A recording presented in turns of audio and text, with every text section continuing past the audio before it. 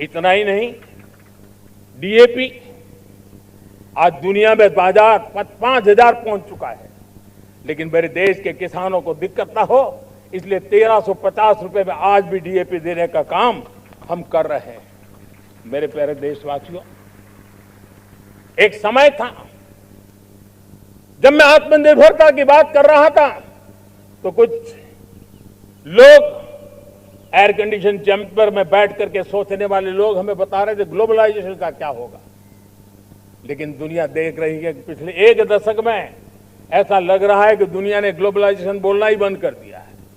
जहां से ग्लोबलाइजेशन की आवाज आती थी वो बंद सुनाई नहीं देती है। दुनिया का हर देश अपनी अपनी संभालों के मिजाज की तरफ गया है।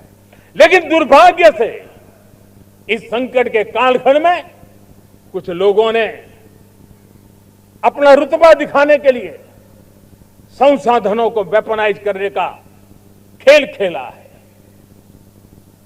दुनिया अपने पास जो कुछ भी है उसको वेपनाइज करने में लगी है। संसाधनों का वेपनाइज, रिसोर्स का वेपनाइज, पेट्रोल, डीजल, फर्टिलाइजर, दवाइयां, टेक्नोलॉजी की चिप्स, इतना ही नहीं भूभाग को भी वेपनाइज किया जा रहा है।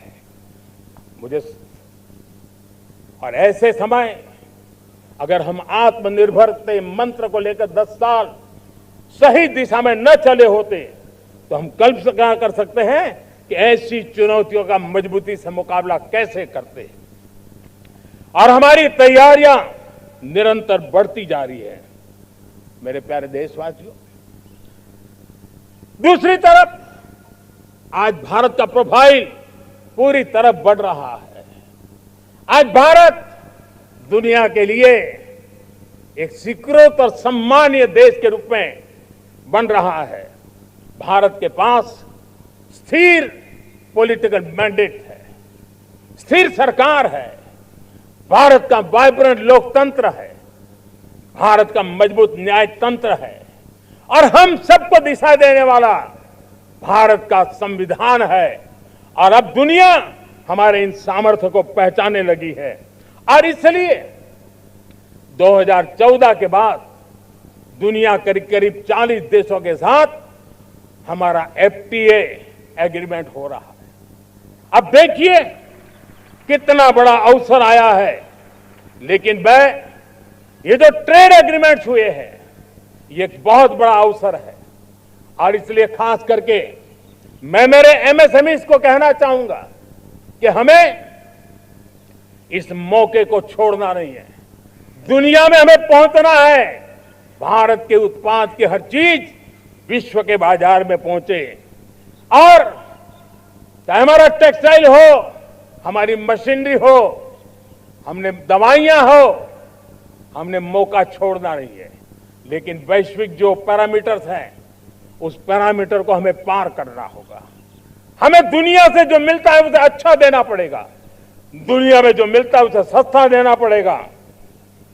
और पंजाब के लुधियाना से लेकर के तमिलनाडु के तिरुपुर तक हमारा टेक्सटाइल सेक्टर दुनिया में पहुंच सकता है।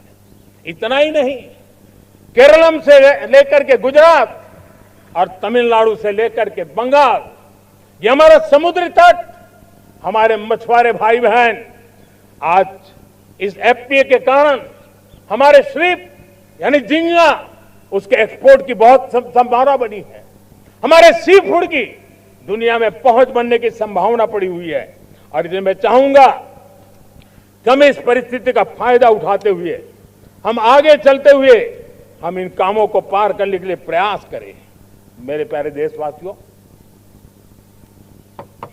मैंने जो भूमिका आपके सामने रखी है उसके पीछे 2047 का लक्ष्य इन मजबूत नींव पर खड़ा है। 2047 विकसित भारत का लक्ष्य हमने पिछले 10-12 साल में देशवासियों ने जो सामर्थ्य दिखाया है उस सामर्थ्य का हिस्सा है। और इसलिए मेरे प्यारे भाइयों बहनों, सदी का 1/4 हिस्सा बीत चुका है। और अगला एक चौथाई हमारे लिए अत्यंत महत्वपूर्ण है। अब हम रुक नहीं सकते हैं, हमारी गति नहीं रुक सकती है, हमारी दिशा तय हो चुकी है, हमें प्राप्त करके रहना है। और इसके लिए हमें अपना वर्क कल्चर बदलना होगा। हमारे वर्क कल्चर को बदलते हुए हमें हमारी सोच को भी बदलना होगा, हमें हमारे काम की गति को भी बदलना होगा। जो काम पिछले 5-7 दशक में नहीं हुए हैं, वो काम हमें आने वाले 5-7 साल में करने हैं।